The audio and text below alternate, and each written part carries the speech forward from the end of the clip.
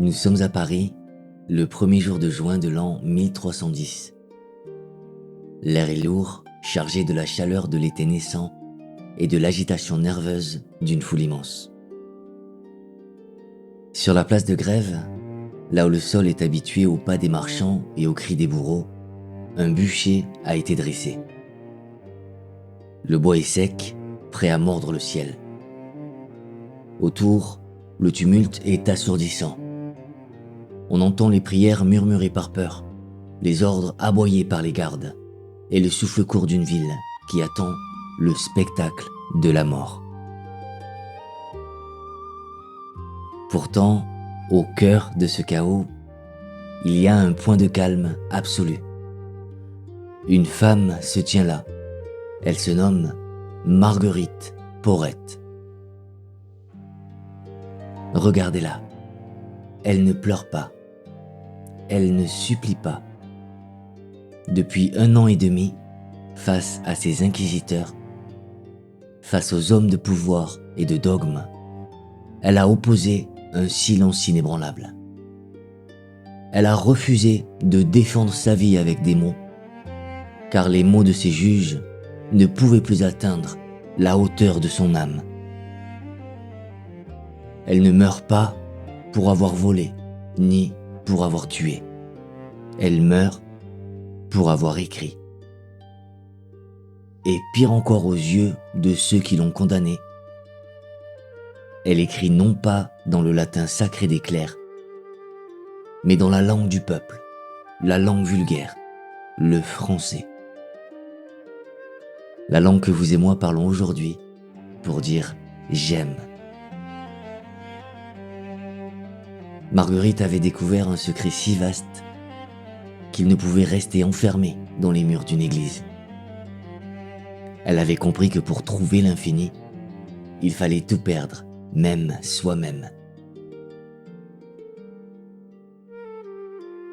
Dans son livre, elle nous a laissé cette phrase qui flotte encore au-dessus des fumées de l'histoire.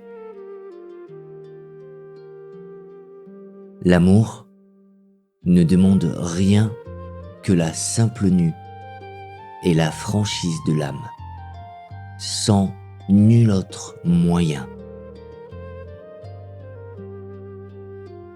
La simple nue, la nudité simple de l'être.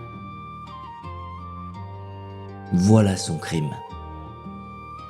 Avoir proclamé que l'âme, une fois dépouillée de ses peurs et de ses désirs, n'a plus besoin d'intermédiaire pour s'unir à la source de toute vie. L'œuvre qu'elle tenait contre son cœur et pour laquelle elle accepta le feu porte un titre mystérieux. Le miroir des âmes simples et anéanties. Ne craignez pas ce mot, anéanti. Il ne parle pas de destruction, mais d'un espace immense qui s'ouvre en nous lorsque l'ego s'efface pour laisser passer la lumière. Ce livre est un guide de libération radicale.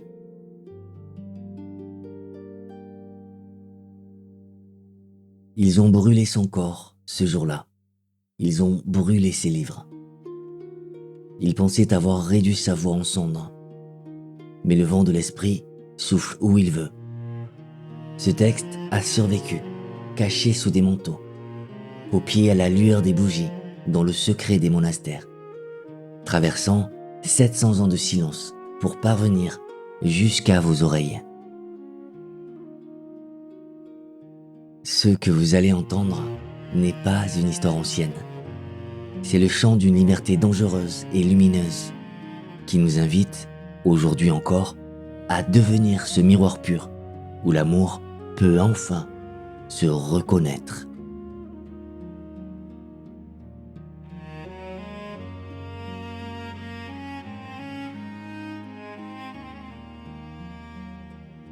Laissez-moi vous peindre le portrait d'une âme qui a choisi de marcher sans chaîne. Imaginez une femme qui ne porte ni l'alliance d'un époux terrestre, ni le voile lourd d'une nonne enfermée derrière les grilles d'un couvent. Marguerite Porete était de cette essence rare et farouche que l'on nommait les béguines.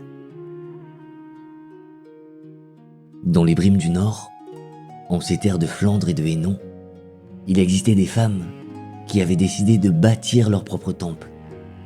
Elles vivaient ensemble, dans le monde, mais sans être du monde, libres de tout vœu perpétuel, travaillant de leurs mains et priant avec leur cœur. Elles étaient une énigme pour les hommes de pouvoir, une source d'inquiétude pour l'Église de Pierre.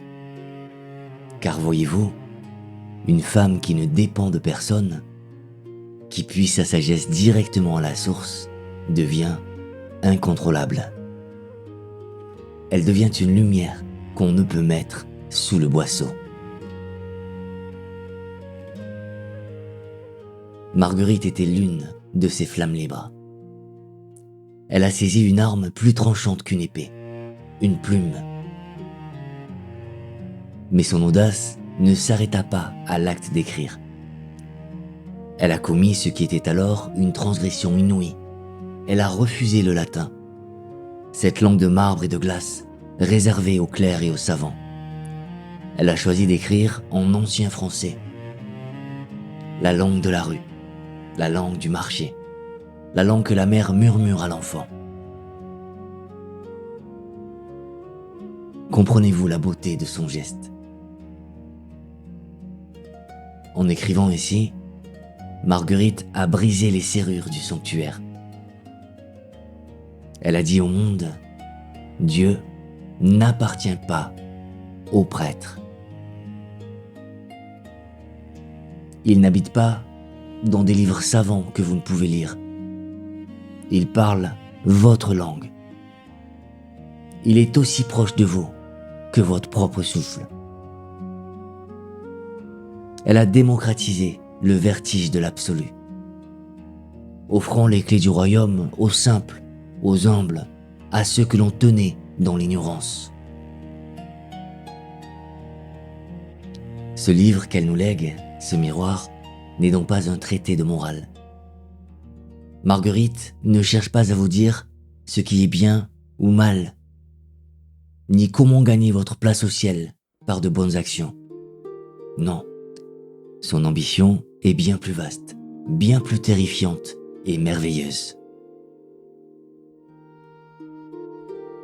Ce qu'elle dessine, c'est une carte géographique de l'âme.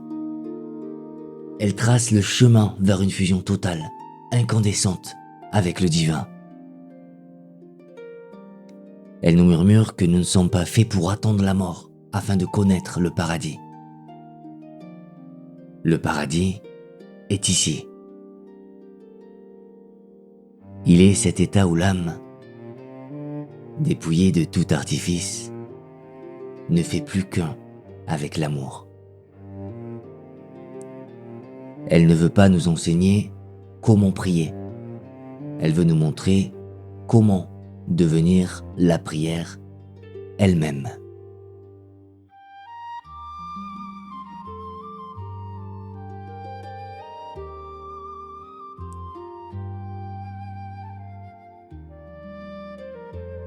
Entrez avec moi maintenant dans la chambre secrète de votre esprit. Car le livre de Marguerite n'est pas un désert aride de dogmes et de lois. Non, c'est un jardin vivant, un théâtre intérieur où se joue la plus grande pièce de votre existence. Marguerite ne nous offre pas un monologue silencieux. Elle vous invite à une conversation sacrée, une danse à trois voix, inspirée des courtois amours des temps anciens. Imaginez que votre cœur est une scène, et sur cette scène, trois figures s'avancent vers la lumière. La première, majestueuse et indomptable, se nomme Dame Amour. Elle est la reine sans couronne, l'enseignante suprême. Elle ne parle pas la langue des livres, mais celle du feu. Elle est audacieuse, parfois choquante, car elle sait que la vérité ne se soucie pas des convenances. Elle est la voix de Dieu en vous.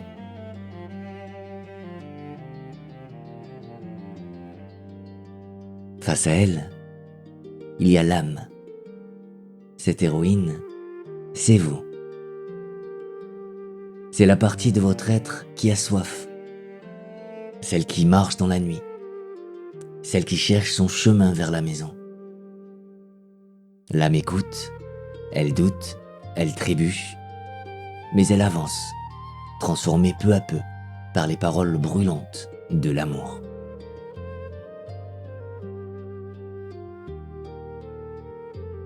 Et puis, il y a la troisième figure, celle que nous connaissons si bien. Dame Raison.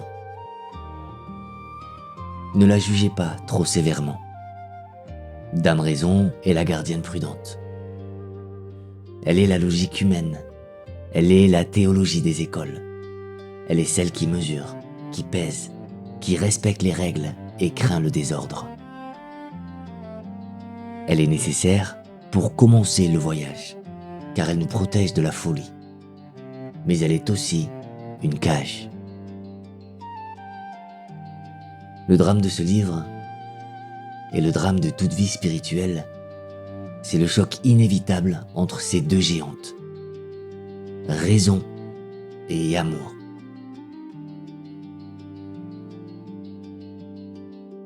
Dame Raison veut comprendre Dieu avec des mots, avec des limites, avec des il faut et des tu ne dois pas. Elle veut faire entrer l'océan dans une petite coupe d'argile. Mais Dame Amour se rit de ses limites. Elle scandalise la raison. Elle lui dit des choses insensées. Que pour trouver Dieu, il faut oublier les vertus, qu'il faut cesser de vouloir, qu'il faut se perdre. C'est un conflit nécessaire. Marguerite utilise ce choc pour briser nos certitudes. Elle nous montre que notre logique humaine, aussi brillante soit-elle, est trop petite pour contenir l'infini. La raison s'arrête au bord de la falaise, tremblante, tandis que l'amour, lui, déploie ses ailes et saute dans le vide.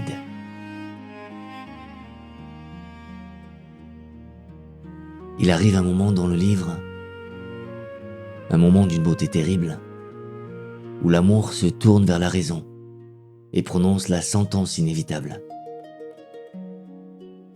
Pour que l'âme puisse s'unir à l'aimer, la logique doit céder la place. Écoutez ce que Marguerite fait dire à Dame Amour. Raison. Il vous faut mourir.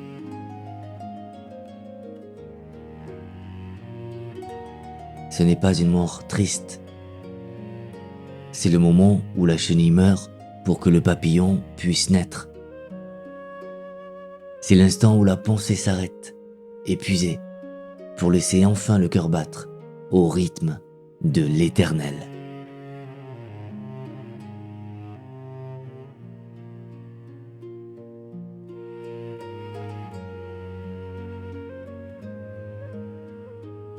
Imaginez maintenant une échelle dressée entre la terre lourde de nos soucis et le ciel infini de la liberté.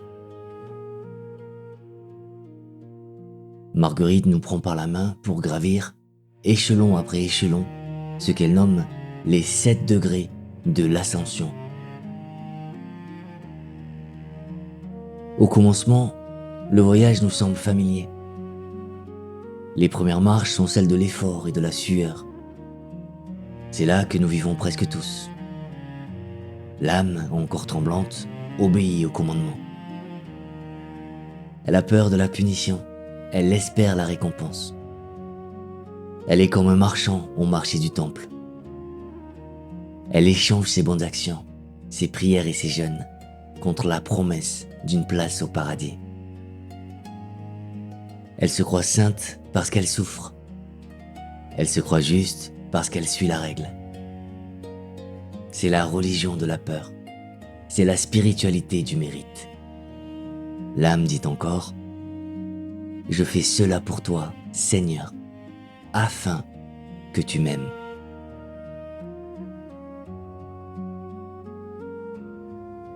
Mais il arrive un moment, si l'on continue de monter, où l'air se raréfie, où les poumons de la volonté commencent à brûler. C'est ici que Marguerite nous demande de faire le pas le plus effrayant, le pas qui sépare les serviteurs des amants. Nous arrivons au 5e puis au 6e degré. C'est le point de basculement.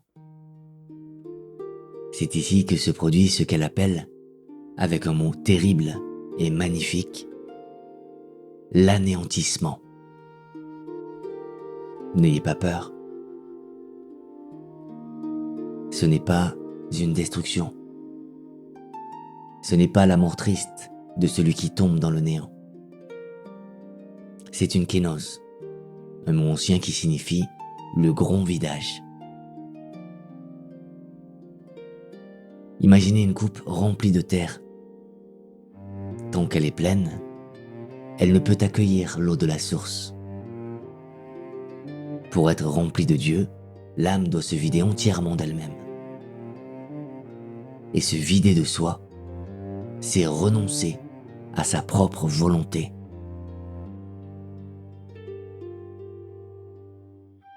C'est ici que le vertige nous saisit. Marguerite nous dit que l'âme anéantie ne veut plus rien. Elle ne désire plus la richesse, ni les honneurs. Cela, nous pouvons le comprendre. Mais elle va plus loin. L'âme libre ne désire plus les vertus. Elle ne désire plus le salut. Elle ne désire plus voir Dieu. Elle ne désire plus rien. Pourquoi ? Parce que tant que je désire quelque chose, même si ce quelque chose est Dieu, je suis encore là. Il y a un moi qui veut, un moi qui possède, un moi qui se tient séparé de l'aimer. Dans cet état de transparence absolue, l'âme devient un miroir pur. Elle n'a plus d'image propre.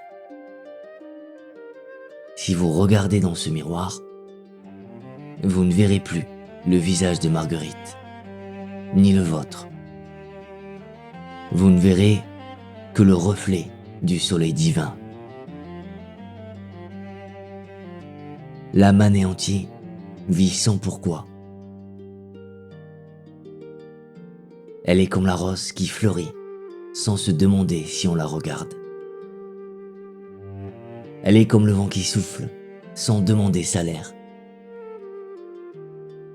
Elle n'agit plus pour Dieu, car il n'y a plus de distance. Dieu agit en elle, librement, sans obstacle. Elle est devenue le lieu de son repos.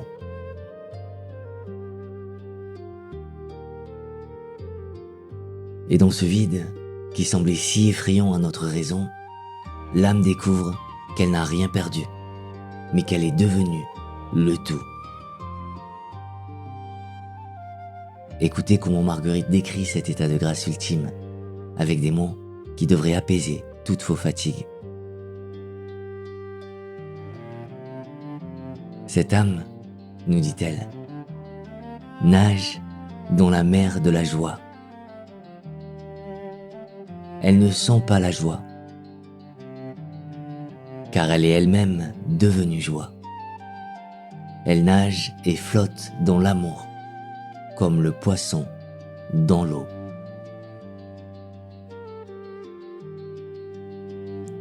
Elle a tout abandonné, ses peurs, ses espoirs, sa volonté propre. Et dans ce naufrage volontaire, elle a trouvé l'océan.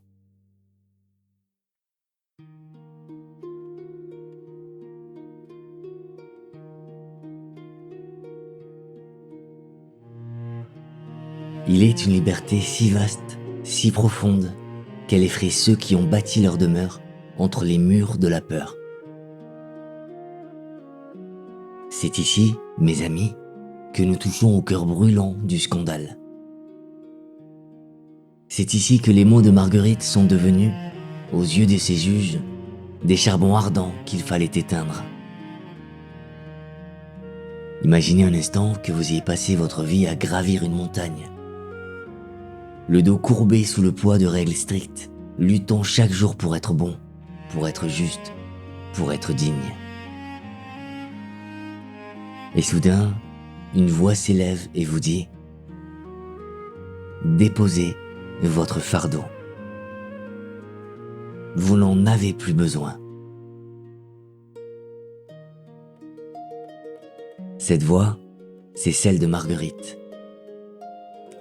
Elle a écrit une phrase qui a sonné comme un blasphème aux oreilles de l'Inquisition.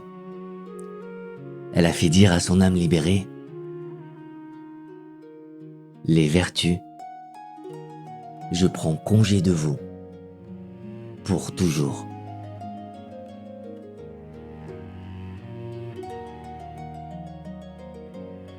Je vous vois peut-être frémir. Comment une sainte peut-elle dire adieu à la vertu? Est-ce une invitation au désordre?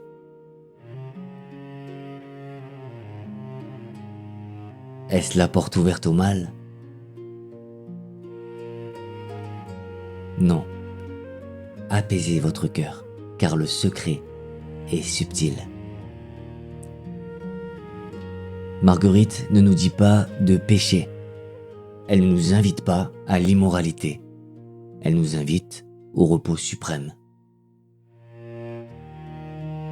Voyez la rivière qui coule vers l'océan.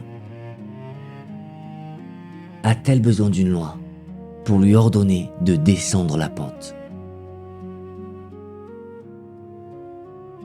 A-t-elle besoin de faire l'effort d'être de l'eau? Non, elle coule parce que c'est sa nature. Elle est l'eau, elle est le mouvement. Marguerite nous dit, tant que vous devez faire un effort pour être charitable, tant que vous devez lutter contre vous-même pour ne pas haïr, vous êtes encore des serviteurs. Vous obéissez à la vertu comme à un maître sévère. Mais lorsque l'amour vous a entièrement consumé, vous n'avez plus besoin de pratiquer la vertu. Vous devenez la vertu.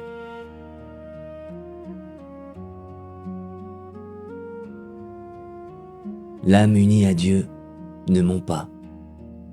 Non parce qu'il est interdit de mentir, mais parce qu'elle est devenue vérité. Elle ne blesse pas, non par peur de l'enfer, mais parce qu'elle est devenue douceur. Elle n'obéit plus à la loi, car elle est devenue la loi vivante de l'amour. C'était là le danger mortel. C'était là l'intolérable menace pour l'institution des hommes. Car si l'âme n'a plus besoin de la peur du châtiment pour bien agir, si elle n'a plus besoin des tuteurs, des prêtres et des rituels pour se tenir droite,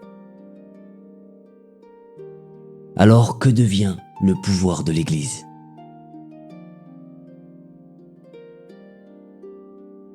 Si l'oiseau sait voler seul, à quoi sert la cage?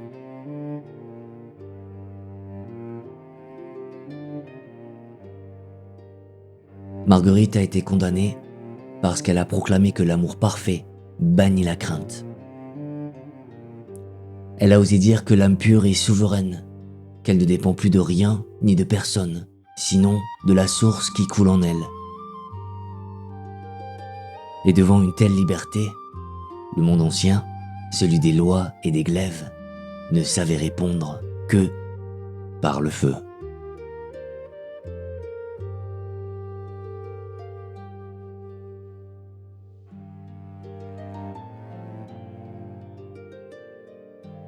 Le feu a un pouvoir étrange. Il peut réduire un corps en cendres, mais il ne peut rien contre le souffle de l'esprit.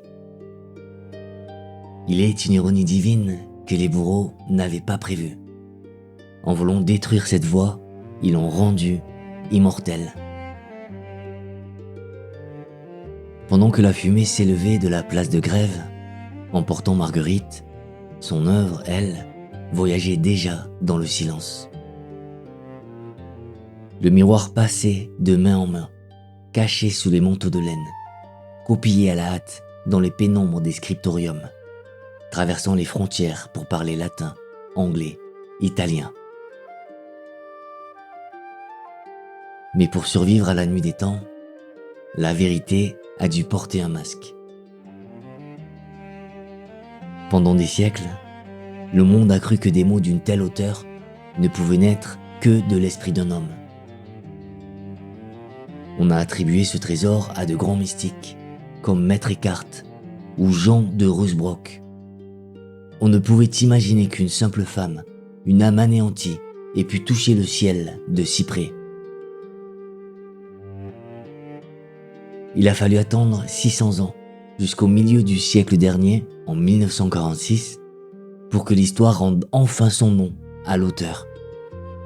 Le masque est tombé et le visage de Marguerite est réapparu intact.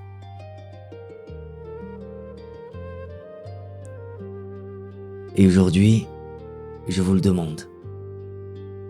N'est-ce pas maintenant, plus que jamais, que nous avons besoin de l'entendre? Regardez notre monde. Nous sommes fatigués. Nous sommes épuisés par la course à l'avoir, obsédés par la construction de nos propres statuts, prisonniers de ce moi qui réclame sans cesse d'être vu, d'être aimé, d'être puissant. Nous accumulons les savoirs et les richesses, et pourtant, nos cœurs restent lourds.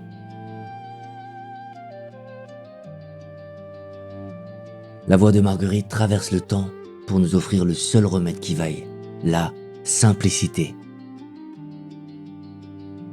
Elle nous murmure que la paix ne se trouve pas dans l'accumulation, mais dans le dépouillement. Elle nous offre une clairière au milieu de la forêt obscure de nos ambitions. Son livre est un phénix qui renaît pour nous dire que nous sommes bien plus que ceux que nous possédons.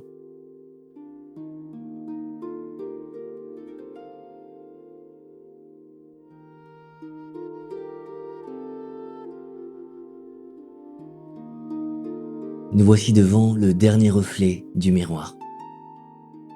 Ce voyage que nous avons partagé n'était pas seulement le récit d'une vie brisée, mais la révélation d'une vie unifiée. Marguerite Porete nous a laissé un testament de feu. Son histoire est celle d'un amour si vaste, si impérieux, qu'il brûle tout ce qui n'est pas essentiel en nous. À la place de Grève, elle a accompli l'alchimie ultime. Elle a transformé les flammes de son bûcher en une lumière qui éclaire encore nos nuits. Elle nous a prouvé que l'on peut tuer le corps, mais que l'on ne peut enchaîner le vent. Alors, avant de retourner au tumulte de vos jours, je vous invite à descendre un instant dans le silence de votre cœur, là où votre raison et votre amour se font face.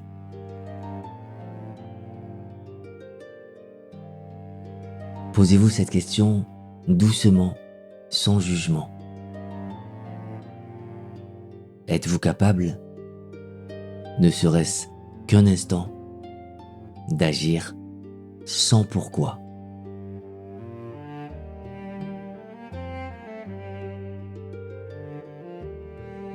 Êtes-vous capable d'aimer sans attendre de retour, de donner sans espérer de merci, d'être simplement là, comme une fleur sauvage qui offre sa beauté au ciel vide?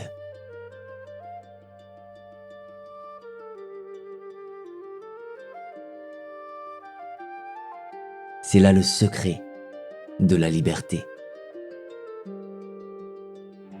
Je vous encourage, si votre âme a soif, à ouvrir ce livre difficile mais sublime.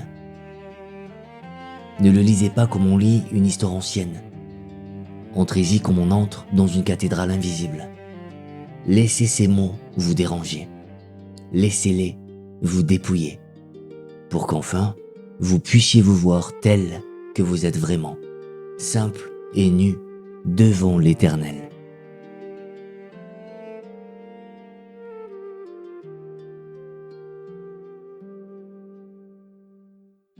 Merci d'avoir marché avec moi sur ce sentier oublié. Merci d'avoir prêté l'oreille à cette voix venue du Moyen-Âge, qui continue, par-delà les siècles, de chanter la grandeur de l'âme humaine. Que la paix soit votre garde et que l'amour soit votre guide.